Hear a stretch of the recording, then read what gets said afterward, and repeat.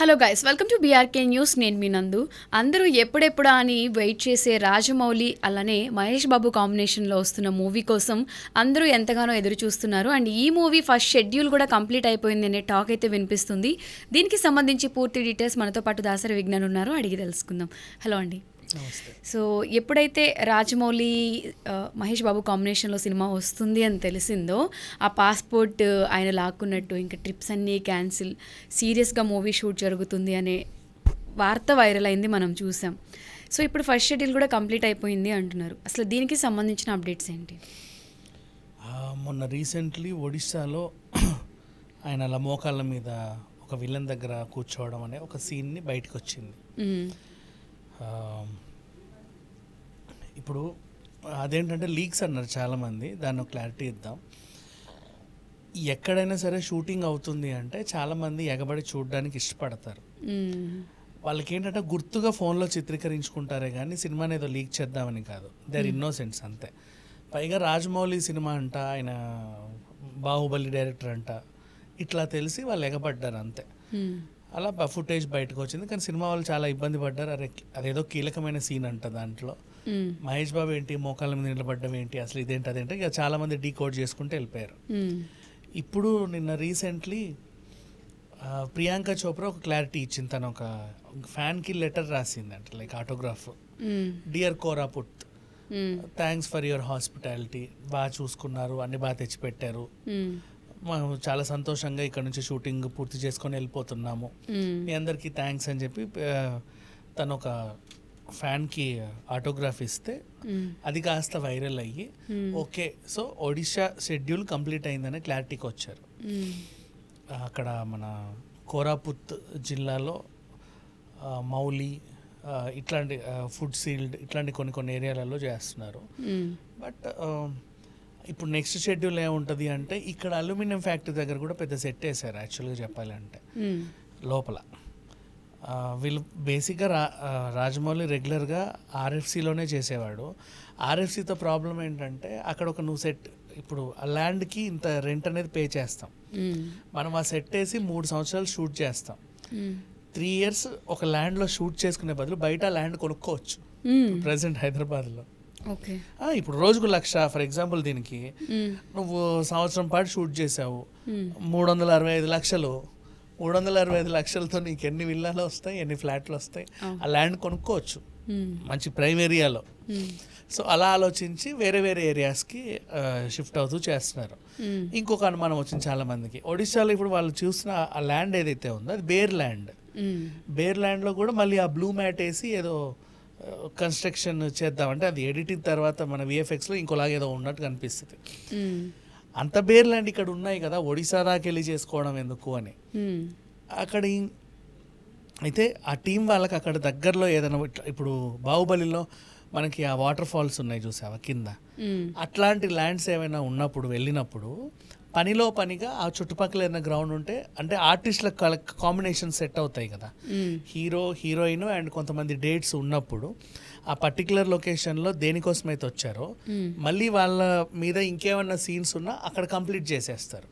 మళ్ళీ ఇంకో షెడ్యూల్ ఇవ్వడం ఎందుకని, ఎలాగో వచ్చారు కదా, ఇట్లా ఇది చేసేది. అండ్ చాలా గోప్యంగా షూట్ అవుతుంది అని చాలా మంది అనుకుంటున్నారు. బట్ గోప్యంగా ఏం అవ్వట్లా, ఇంచుమించు అన్నీ రిలీజ్ అయిపోతున్నాయి బయటికి. ఈ కథ ఏదో హనుమంతుడి బేస్ చేసుకొని ఉంటుందని ఒక రూమరు, ఇంకేదో ఉంటుంది హనుమంతుడు సంజీవతి పర్వతాన్ని తీసుకొచ్చిన బ్యాక్ డ్రాప్లో ఏదో ఉంటుంది అని. అండ్ రాజమౌళి సినిమాలకు ఉన్న ప్లస్ ఏంటంటే కథ ఏంటనేది ముందే చెప్పేస్తాడు. ఒక పర్టికులర్ టైం, అంటే పీరియడ్ ఆఫ్ టైం, ఇంకా రిలీజ్కి ఒక సంవత్సరం ఉంది అనే టైంలో స్టోరీ చెప్పేస్తాడు, ఇది కథ అని. నీకు ఆల్రెడీ కథ తెలుసు కాబట్టి నువ్వు అంచనాలు ఏం పెట్టుకోవు. ఇంకా ఎలా చెప్పనా, చాలా మంది ఇప్పుడు మనకు రామాయణం తీస్తున్నారు అంటే రామాయణం అందరికీ తెలుసు, కానీ వీళ్ళు ఎలా తీస్తారో చూడడానికి వెళ్తారు. సో అట్లా ఆ రేంజ్లో ముందే రాజమౌళి ఇదొక స్ట్రాటజీ, ముందు కథ అంతా చెప్పేస్తాడు, ఇలా ఇలా ఇలా ఉంటుంది అని. చెప్పిన తర్వాత ఇది ఎలా తీశాడు, ఏ రేంజ్లో తీశారు, ఆ హీరో ఎలా చేశాడని చూడడానికి వెళ్తారు. సో అంచనాలు ఉండవు ఇంకా, ఒక కథ చెప్పేస్తే బయటికి. ఈవెన్ మన RRR కూడా అంతే చేశారు, మేము చిన్న లిబర్టీ తీసుకున్నాము, సీతారామరాజు అండ్ కొమరం భీం కలిస్తే ఎలా ఉంటుంది అని, ఇంకా అంచనాలు లేవు. అదే సినిమా రిలీజ్ తర్వాత చాలా మంది వంకలు పెడతారు, ఇది ఎలా సాధ్యం, అలా ఎలా జరుగుద్ది, గొడవలు అవుతాయి. బట్ ఇక్కడ అట్లా తెచ్చేయాల, ముందే స్టోరీ చెప్పేస్తాడు. అండ్ ఈ లీక్స్ ఏవైతే ఉన్నాయో ఇది కూడా నేను అనుకుంటున్న స్ట్రాటజీ అని. ఎందుకంటే సినిమా గురించి ఒక బజ్ క్రియేట్ అయింది, అందరూ రాసేశారు రాజమౌళి సినిమాలో సీన్లు అంట. అంటే మహేష్ బాబు రాజమౌళి సినిమా గురించి ఆల్మోస్ట్ అందరూ మాట్లాడుకున్నారుగా. ఇప్పుడు ఈ మాటలు కాస్త నెక్స్ట్ ఏంటి ఏదైనా అప్డేట్ వచ్చిన కొద్దీ వెళ్తూ ఉంటుంది. ఏదో మన ప్రియాంక చోప్రా బర్త్డేకో లేకపోతే మహేష్ బాబు బర్త్డేకో ఒక పోస్టర్ లాంటివి ఏమైనా రిలీజ్ చేస్తారు. ఇక అక్కడ నుంచి ఇక హైప్ వెళ్ళిపోతూ ఉంటుంది అనమాట. ఎంత కాదనుకున్నా 3 years వరకు అయితే లాక్ ఈ సినిమా ఇప్పట్లో అయితే రాదు, 2029 ఉంటుంది అనేసి అయితే ఒక అంచనా.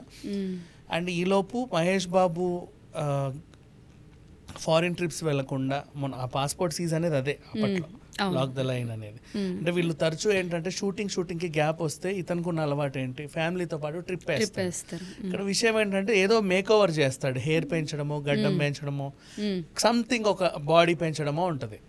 ఫారిన్కి వెళ్ళిన ఫోటోలన్నీ బయటకు వస్తే మహేష్ బాబు ఆ గెటప్ చూసి ఏదో ఉంటుందని చాలా మంది డీకోడ్ చేస్తారు, రివీల్ అయిపోతుంది. అలా రివీల్ అవ్వకుండా ఉండడానికి అని చెప్పేసి రాజమౌళి ఈ స్టెప్ తీసుకున్నాడు. బట్ అయినప్పటికీ వీళ్ళు వేరే ఊర్లు తిరిగితే ఎక్కడో దగ్గర రివీల్ అవుతుంది, అవ్వదని అయితే ఏ ఉండదు, ఖచ్చితంగా అవుతుంది. ఇప్పుడు అండ్ బాహుబలి RRR తర్వాత ఆ రేంజ్ ఎక్స్పెక్టేషన్స్ అంటే ఆస్కార్ లెవెల్కి కూడా వెళ్ళిన తర్వాత రాజమౌళి సినిమా, పైగా మహేష్ బాబుకి వచ్చేసి పాన్ ఇండియా లెవెల్లో ఫస్ట్ సినిమా, ఇప్పటివరకు వేరే లాంగ్వేజెస్లో తను ఎప్పుడు చేయలే. అంటే చేసుంటే మనకు మార్కెట్ తెలిసేది. ఇప్పుడు హిందీ వాళ్ళు మహేష్ బాబు సినిమా కొనాలంటే మార్కెట్ చూస్తారు, తమిళ వాళ్ళు మార్కెట్ చూస్తారు, మిగతా వాళ్ళకంటే ఆల్రెడీ అలవాటు అయి ఉంటాయి కాబట్టి ఇక్కడ ఇది లేదు. సో ఇది ఒక డేర్ స్టెప్ అని చెప్పాలి. అంటే ఇప్పుడు దీని మార్కెట్ కూడా కొత్త విధంగా అవ్వబోతుంది. ఓకే, సో ఫైనల్గా ఈ మూవీ మీద ఎలా అయితే ఎక్స్పెక్టేషన్స్ హై ఉన్నాయో మూవీ కూడా అలానే ఉండబోతుంది అనుకోవచ్చు. 100%. కాకపోతే చాలామంది ఏంటంటే ఒక క్యారెక్టర్ని చూపించిన వెంటనే వీళ్ళు ఎస్టిమేషన్స్ చేసేసుకొని డీగ్రేడ్ చేస్తాను. ఇప్పుడు ప్రియాంక చోప్రా క్యారెక్టర్ రివీల్ అవ్వగానే ప్రియాంక చోప్రా అయితే ఆంటీ అంట, ఆంటీ మహేష్ బాబు పక్కన ఏంటి అది అని కొన్ని రూమర్స్ వచ్చాయి. అసలు రాజమౌళి తీసుకున్నాడంటే తను ఏం తెలియకుండా అయితే తీసుకోవాలి, క్యారెక్టర్కి ఎంత ఇంపార్టెన్స్ ఉంటే తను తీసుకుంటారు. అంతెందుకు ఇప్పుడు గేమ్ చేంజర్ ఉంది, అఫ్ కోర్స్ ఆ సినిమా హిట్ అయితే మనం ఇంకోలా మాట్లాడుకుంటాం. అంజలిని రామ్ చరణ్ పక్కన పెట్టారు, దట్ ఈస్ వాట్. వాళ్ళు హీరోయిన్సే ఇప్పటికీ కూడా, వాళ్ళకంటే వీళ్ళ ఏజ్లు తక్కువే ఇంకా చెప్పాలి అంటే. మన వాళ్ళకి ఏంటంటే యంగ్, ఇప్పుడు శ్రీలీల లాంటి ఆవిడ ఒక 18 ఏళ్ళ అమ్మాయి ఉంటేనే ఆహా ఎంత బాగుందో కళ అనుకుంటారు.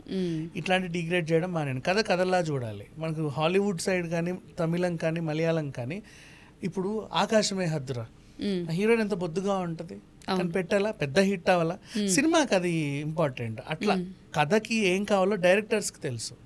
వీళ్ళు ఏంటంటే ఎప్పుడు ఒక గ్లామర్ పాయింట్ ఆఫ్ వ్యూనే చూస్తారు, అలాగే అజంప్షన్స్ పెట్టేసి దాన్ని ఏదేదో అనుకుంటారు. అలా అనుకోవడం తప్పు. అండ్ మహేష్ బాబు రీసెంట్గా కనిపించిన వీడియోస్లో కూడా ఎక్కువ హెయిర్ అనేది ఆయన ఇప్పటివరకు పెంచుకోలేనంత విధంగా పెంచుకున్నారు. దట్ అందరూ ఏమంటారు యేసుప్రభులా ఉన్నావు అని చెప్పి చాలా మంది కమెంట్ చేశారు. కాదు జీసస్ అని చెప్పి. మహేష్ బాబుది ఎక్కువ హెయిర్ ఉంది, టక్కర్ దొంగ దాంట్లో కూడా ఎక్కువ టక్కర్ దొంగ మంచి గుడ్ లుక్ లో బాగుంటాడు అబ్బాయి. హెయిర్